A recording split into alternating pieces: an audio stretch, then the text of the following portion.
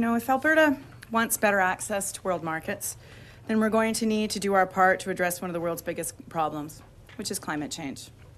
Nobody knows this better than the people who work in our energy industry. As a first step, we're going to renew and update our province's current expiring regulations governing carbon emissions.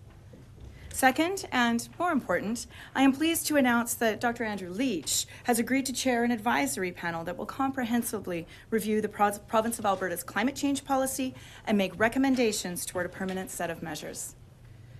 Our goal is to be in a position to make at least a preliminary proposal in time for the COP21 World Summit in Paris at the end of the year. We'll certainly be looking broadly. Our biggest challenge, I expect, will be reconciling stringency of policies, not so much the tools we use. So questions of where do we want to end up as a province will probably be the first order. And the second order is how do we get there, and making sure that we're putting forward options that reconcile those two, that we don't have a set of goals that are not consistent with the set of options that we present. So anything that's brought forward, examples in other jurisdictions, it will be a test of what would that look like if it were applied in Alberta? What does the best evidence tell us about what the outcome of that policy applied in Alberta?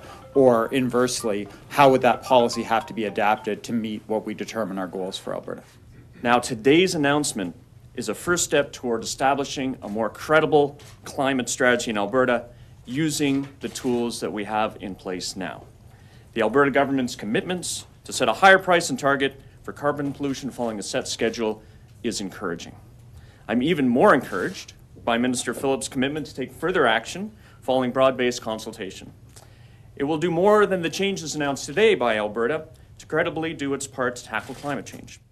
Well, I'm just recently arrived from the Canadian Council of Ministers of Environment. I arrived back yesterday, and we did have some very productive conversations with Quebec, Ontario, and BC, and certainly had a very nice chat with the Canada's ambassador to the United States on the topic of market access.